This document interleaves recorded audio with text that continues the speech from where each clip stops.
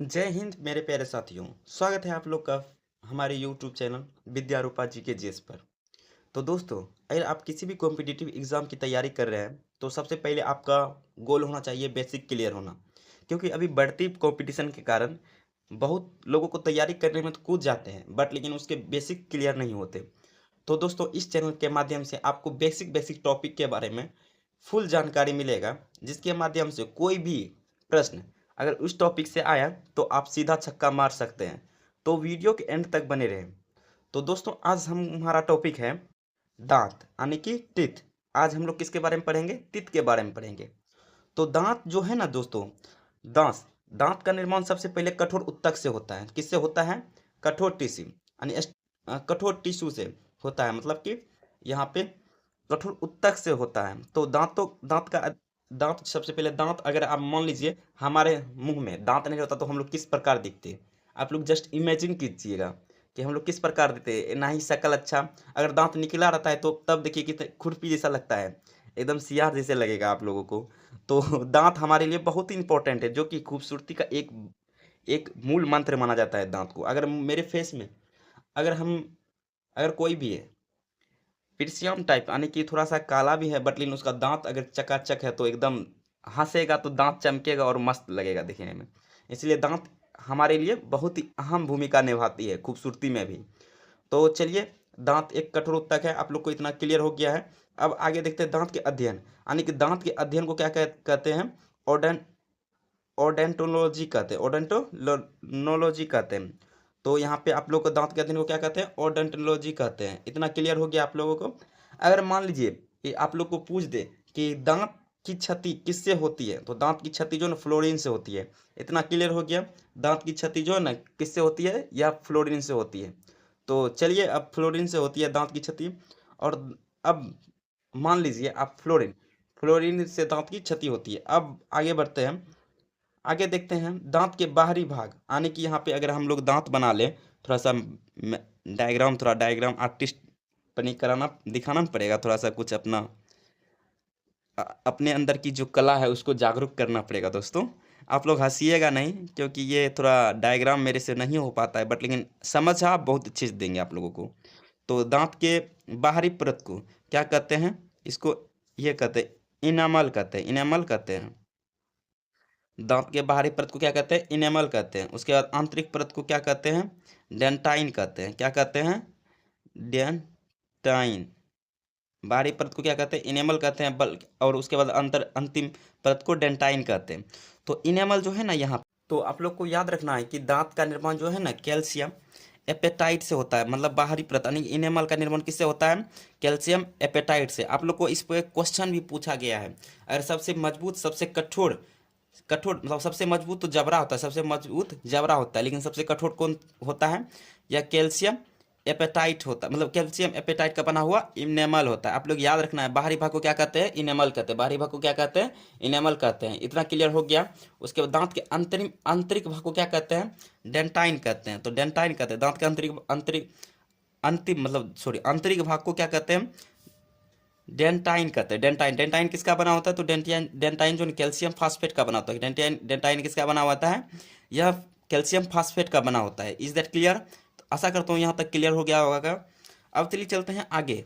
अब आप लोग को याद रखना है कि दूध के दांत कितने होते हैं और दूध के दांत कब तक होते हैं। तो यह जो 12 साल की आयु में टूट जाते हैं। दूध के दांत कितने साल की आयु में टूट जाते हैं? 12 साल में। और इसकी संख्या याद रखना है आप लोगों को कि दूध के दांत की संख्या कितनी है? 20 है। दूध की दांत की संख्या कितनी है? 20 यानी कि 20 होते हैं। और जीवन काल में टोटल दांत कितने उगते हैं? टोटल हम लोग के पास 32 दांत है और 20 दांत पहले टूट गया है, तो कितना हो गया? 52। टोटल कितना जीवन काल में दांत उगते हैं? 52। तो इतना क्लियर है? तो लास्ट में भी क्वेश्चन भी पूछेंगे, जिसका जवाब आप लोग को कमेंट बॉक्स में देना है। तो आप लोग तैयार रहिए। बाकी तो अब देखते हैं अब दांत के प्रकार। तो दांत के कितने प्रकार होते हैं? तो दांत के 4 प्रकार होते हैं। दांत के कितने प्रकार होते हैं? दांत के जो है ना 4 प्रकार होते हैं। कितने प्रकार होते हैं दांत के? तो दांत के 4 प्रकार होते हैं, जिसमें फर्स्ट है आपका इंसियर। इंसीजर मतलब कृतक। कृतक में कौन सा होता है? भोजन काटना। इंसीजर को अब थोड़ा एक डायग्राम लेकर आते हैं आपके लिए। यहाँ पे थोड़ा बन नहीं पाया था। तो ये आगे वाला दांत जो भी होता है ना, आगे वाला दांत आप लोग आगे देखिएगा, डायरेक्ट आप मुंह देखिएगा, मुंह का आगे वाला जो भी ऊपर नीचे वाला चार चार, एक साइड चार होता है, इसकी संख्या कितना होती है? चार होती है। तो चार चार टोटल 8 होती है, मतलब ऊपर नीचे मिला के टोटल कितना हो जाएगा? 8 हो जाएगा। तो ये दोनों कृतक यानी काटने वाला, भोजन को काटने की संख्या कितनी होती है? 4 होती है। मान लीजिए रोटी नमक तेल एकदम मिला के एकदम मारे हपकन कस के, तो वो काटने के काम आता है, तो वह कितने हो गया? इसका 4 हो जाएगा। तो 4 ऊपर नीचे टोटल मिला के कितना हो जाएगा? कृतक इंसीजर की संख्या 8 हो जाएगा। आप लोग ये भी याद रखिएगा, ये भी बहुत ही इंपॉर्टेंट है, क्योंकि इस प्रकार के क्वेश्चन जो है ना, चाहे आप किसी भी एग्जाम का तैयारी करें, ये सब क्वेश्चन जो है ना बार बार पूछा जाता है। इसलिए तो हम लोगों ने एकदम बेसिक लेवल से स्टार्ट किया है। अब चलते हैं कैनाइन यानी रदनक, रदनक के तरफ। रदनक क्या है? तो रदनक हो गया आपका, कैनाइन कहते हैं रदनक, रदनक को कैनाइन कहते हैं। उसके बाद यह जो ना भोजन फाड़ता है, भोजन फाड़ने में किसका प्रयोग होता है? रदनक का प्रयोग होता है। तो मांसाहारी जीव में लंबा होता है, तो मांसाहारी जीव में लंबा होता है, इसे ही कैनाइन कहते हैं। ये सब आपका क्या हो गया? ये सब इंसीजर हो गया। ये क्या हो गया? इतना चारों दांत, आगे वाला आपका इंसीजर हो गया। उसके बाद कैनाइन कौन हो गया? ये हो गया कैनाइन। ठीक, क्लियर हो गया होगा आप लोगों को। तो ये क्या हो गया? कैनाइन। कैनाइन की संख्या 2, कैनाइन की संख्या 2, 2 टोटल हो जाएगा आप लोग का 4 हो जाएगा। टोटल कितना हो जाएगा? 2 गुना 2 इक्वल टू 4 हो जाएगा। क्लियर हो गया आप लोगों का? तो यहाँ पे टोटल कितना हो जाएगा? 4 हो जाएगा। अब पढ़ना है, अब हम लोग को क्या देखना है? तो यहाँ पे कैनाइन हो गया। उसके बाद अब देखना है प्री मोलर। अब क्या देखना है हम लोग को? के बारे में पढ़ना है। तो अब प्री मोलर के बारे में, तो प्री मोलर लेके डैश लिखेंगे।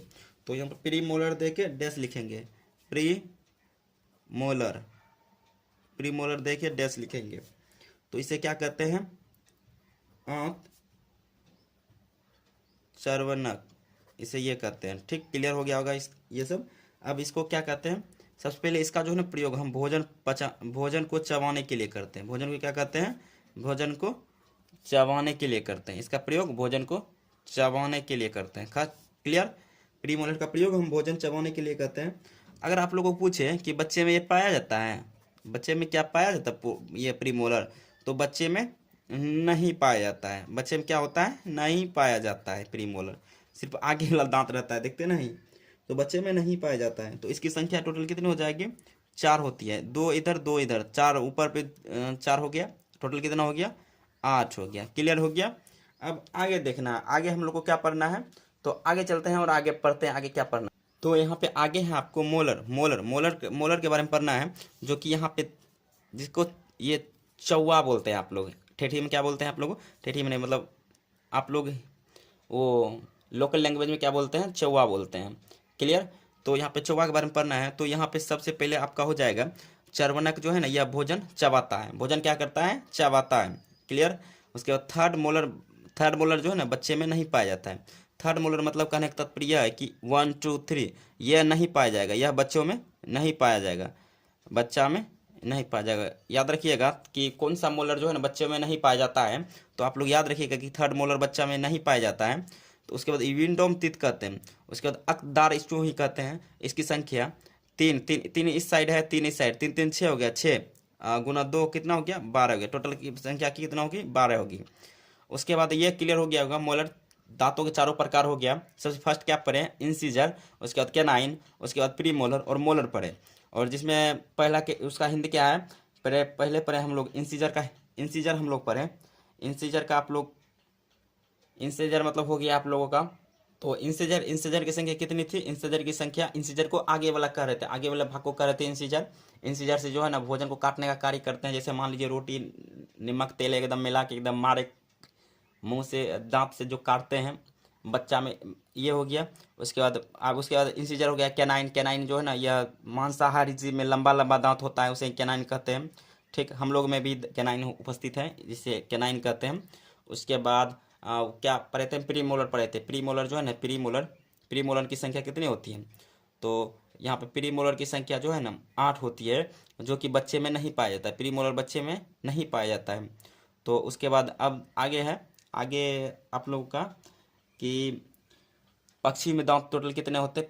पक्षियों में दांत क्या मतलब, पक्षियों में जो दांत है ना वह चोंच के रूप में परिवर्तित हो जाते हैं। आप लोग याद रखिएगा, बहुत सारे कॉम्पिटिटिव एग्जाम में ये सब सारा क्वेश्चन पूछा गया है। तो पक्षी के दांत में कौन सा, मतलब पक्षी के दांत जो है ना यह किस में परिवर्तित हो जाता है? या जो चोंच में परिवर्तित हो जाता है। उसके बाद हाथी का दांत जो होता है ना हाथी का दांत कौन सा दांत होता है? तो वह इंसीजर होता है। कौन सा दांत होता है? वह इंसीजर होता है। आप लोग याद रखिएगा। अब डेंटाइन फॉर्मूला थोड़ा याद देख लेते हैं हम लोगों को। तो यहाँ पे एडल्ट में सबसे पहले तो इसको यहाँ पे लाते हैं, उसके बाद डेंटाइन फार्मूला बनाते हैं। तो यहाँ पे सबसे पहले इसको बीच बीच ऐसे डिवाइड कर देंगे। एक के साइड ना लेना है, दो बार डिवाइड है ही, तो फिर एक साइड लेना है। तो सबसे पहले लेना है यहाँ पे इंसीजर को लेना है। इंसीजर की संख्या कितना? एडल्ट में 2 है। उसके बाद इंसीजर की संख्या 2। कैनाइन कितना है? तो कैनाइन की संख्या 1 है। उसके बाद फिर ये प्रीमोलर की संख्या कितनी है? 2 है। उसके बाद इसके बाद क्या है? उसके बाद मोलर की संख्या कितनी है? 3 है। तो ये इतना बाय इतना दोनों साइड है, तो इतना बाय इतना करके हो गया। यह किसका फॉर्मूला हो गया? यह एडल्ट में जो है दांत उपस्थित होता है उसका फॉर्मूला हो गया। अब बच्चा का देखना है, तो बच्चा का फॉर्मूला क्या हो जाएगा? 2, ये तो प्रेजेंट होगा ही, 2 इंसीजर। उसके बाद दो इंसीजर, एक कैनाइन प्रेजेंट होता है बच्चा में, तभी बच्चा के टाइम पे। उसके बाद प्रीमोलर आप लोग को पढ़ा है कि प्रीमोलर अनुपस्थित होता है, तो बच्चे में 0 हो गया। उसके बाद मोलर जो है ना, मोलर भी 2 को प्रेजेंट होता है। मोलर भी कितना प्रेजेंट होता है? 2 ही प्रेजेंट होता है। तो ये जो है ना, यह बच्चों की डेंटिस्ट फार्मूला हो गया। ठीक, क्लियर हो गया होगा इतना आप लोगों को। तो आशा करता हूँ कि आपको ये इससे बहुत सारे हेल्प मिला होगा। अगर हेल्प मिला होगा तो सपोर्ट करके प्लीज़ क्लास को तो लाइक करेंगे, ये हमारे चैनल को सब्सक्राइब करेंगे और अपना फीडबैक देंगे कि आगे कौन सा टॉपिक लाऊं जो जिसमें जो फील्ड बेसिक से बताया जाए आप लोगों को। तब मिलते हैं अगली क्लास में। जय हिंद, जय भारत, धन्यवाद।